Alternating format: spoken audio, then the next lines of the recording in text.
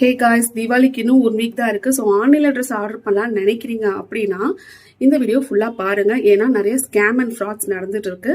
அதுக்கான ஒரு சின்ன விழிப்புணர்வு வீடியோ தான் இது. ஸோ சில டிப்ஸ் கொடுக்குறேன், அதை நீங்கள் ஃபாலோ பண்ணிவிட்டு அந்த கேட்டகரியில் வருது அப்படின்னா நீங்கள் ஆர்டர் பண்ணுங்கள். இல்லைனா ஆர்டர் பிளேஸ் பண்ணி ஏமாந்துடாதீங்க.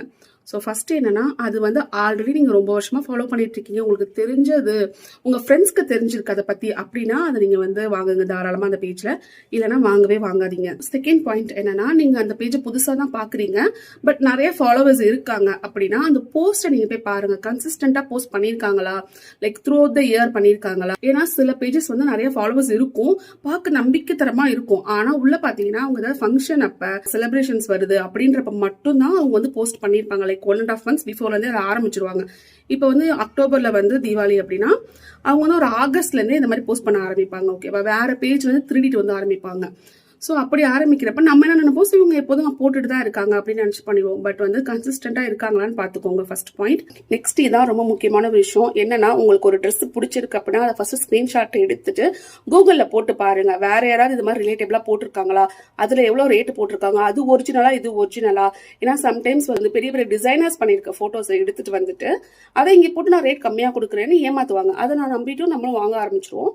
ஸோ அது மாதிரிலாம் பண்ணாமல் சர்ச் பண்ணி பாருங்க. நெக்ஸ்ட் பாயிண்ட் என்னன்னா, ஒரு போஸ்ட் பாக்குறீங்க, உங்களுக்கு பிடிச்சிருக்கு, அதோட ரேட் வந்து கரெக்டா இருக்கான்னு பாருங்க. இப்போ ஒரு ட்ரெஸ் எடுக்கிறீங்கன்னா அந்த ட்ரெஸ்ஸோட ரேட் வந்து உங்களுக்கு நம்மளுக்கே தெரியும், இது ஒரு 2000 வரும், இல்லை இது ஒரு 1000 ரூபாய் வரும்ட்டு. 1000 ரூபாய் வரும்ன்ற ட்ரெஸ் வெறும் 300 ரூபாய்க்கு தரேன் அப்படின்றப்ப நம்ம ஏமாந்துருவோம். ஓ 300 ரூபாய்க்கு தராங்க, காசு கம்மியா இருக்கு, ஜாலி அப்படின்ட்டு.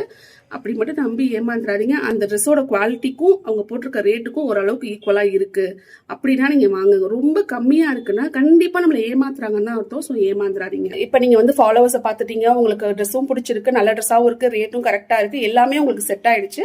ஸோ ஆர்டர் பண்ணலாம் நீங்க முடிவு பண்ணிட்டு நீங்க பே பண்ண போறீங்க அப்படின்னா அவங்க என்ன பண்ணுவாங்கன்னா, ஃபோன் நம்பர் கொடுத்து இல்லை ஜிபே பண்ணுங்க அப்படிலாம் சொல்ல மாட்டாங்க. ஒரு ஸ்கிரீன்ஷாட், கியூஆர் கோடோட ஸ்கிரீன்ஷாட் மட்டும் அனுப்பி விட்டுட்டு நீங்க இதுல பே பண்ணுங்க, நாங்க வந்து கொடுத்துருவோம்னு சொல்லுவாங்க. ஆனா தீபாவளி முடிஞ்சாலும் உங்களுக்கு ப்ராடக்ட் வராது, வந்தாலும் ப்ராடக்ட் குப்பையா தான் இருக்கும். ஸோ இன்ஸ்டாகிராம்ல இது மாதிரி ஆர்டர் பண்ணி ஏமாந்துடாதீங்க. இதனால நான் என்ன சொல்ல வருகிறேன் என்றால், நீங்க இது மாதிரி கஷ்டப்பட்டு ஆர்டர் பண்ணி ஏமாந்து போறதுக்கு டைரக்டா போய் ஷாப் பண்ணிட்டு வந்துடலாம். நல்ல ட்ரெஸ் கடையிலேயே விற்க தான் செய்யுது. நம்ம பேரம் பேசி கூட சண்டை போட்டு கூட வாங்கிட்டு வரலாம். பத்தல பிடிக்கலன்னா எக்ஸ்சேஞ்ச் பண்ணிக்கலாம். ஸோ நீங்க வந்துட்டு மோஸ்ட்லி இந்த இன்ஸ்டால ஆர்டர் பண்ணி ஏமாறதை தவிர்த்துட்டு நேர்ல போய் வாங்கி சந்தோஷமா இருங்க.